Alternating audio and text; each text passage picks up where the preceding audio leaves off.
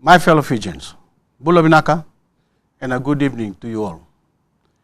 In July 2009, when launching the Strategic Framework for Change, I announced that we must have elections under a truly democratic system by no later than September 2014.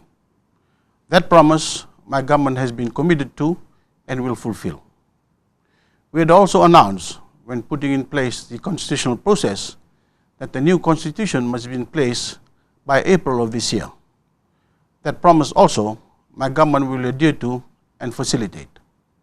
You are also aware that the constitutional process that we commenced with the Guy Commission was modified. This was done to ensure that the fundamental principles of parliamentary representation and efficient and transparent government was implemented through a forward-looking constitution. Today, we further modify the process to ensure that the key objective of holding elections by September 2014 under a truly democratic parliamentary system is met. Unfortunately, this modification has been forced upon us because of the lack of commitment by the political parties to register under the requirements of the law. There are allegations of fraud and impersonation. This does not provide a conducive climate to hold the Constituent Assembly. We cannot be delayed by such circumstances. This for me is very disappointing because it would appear some politicians are still beholden to the politics of old. Racism and corruption cannot form the basis of a new beginning for our beloved country. My fellow Fijians, adherence to the timelines we have set is critical if we are to have elections by September 2014.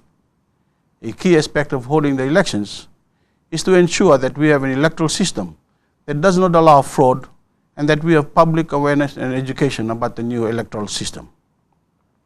We need at least 15 months to prepare for such elections. In line with these undertakings, I announce this evening that the draft constitution is ready. Instead of presenting the draft to the Constituent Assembly under the previous arrangement, we will be presenting it directly to you. My fellow Fijians, ye will be the new Constituent Assembly. The draft constitution is available as I speak through the government website.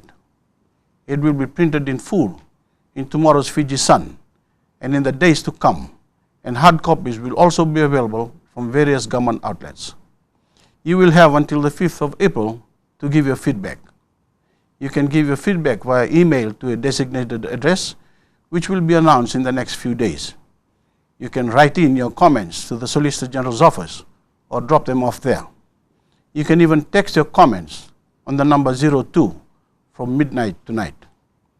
You can also post your comments via the Ministry of Information's Facebook page. In the next few days, we will also publish explanatory notes to help you understand each and every single section of the draft constitution.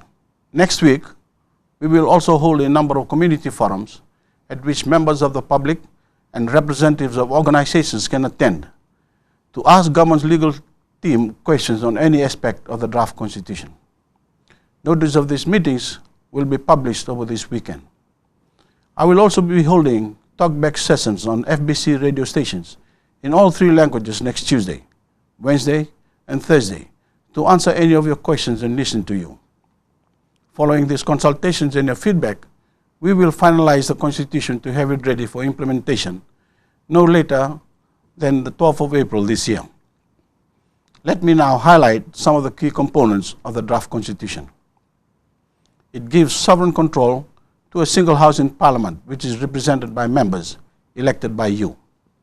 The size of parliament shall be 45 with a 4-year term. The idea is to attract good quality and honest parliamentarians who will be paid accordingly and who won't be corrupt.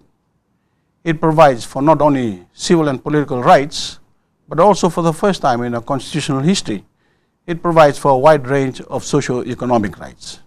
As seen through the constitutional submissions, many Fijians are concerned about their day-to-day living and access to better facilities and utilities. The draft constitution has rights to housing and sanitation, reasonable access to transportation, adequate food and water, and social security schemes. It also, for the first time, gives specific rights to persons with disabilities, and to children. It creates a secular state which will allow all Fijians to practice their own faith. It has proportional representation through a multi-member constituency which will give enhanced opportunities for women and the youth to be in parliament.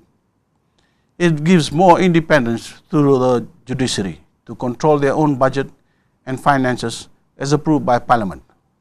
Voreqe and the DPP's office shall control their own affairs.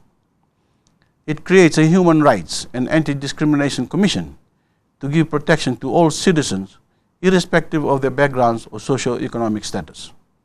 It creates a truly independent electoral commission with the appropriate powers. And for the first time in our history, it gives you the right to change the constitution once implemented via referendum. My fellow Fijians, I have just highlighted to you some of the key components of the draft constitution. I urge you to read it in detail and provide your feedback.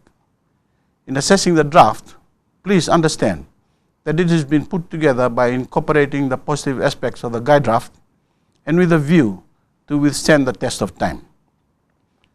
Constitutional, political, and economic stability is critical to create a prosperous Fiji. A Fiji without systemic corruption and a transparent governmental system with true parliamentary representation will ensure that the potential of all Fijians in Fiji is realized. I look forward to our national discussions and your feedback over the next 2 weeks. Minakabagalevu and good evening.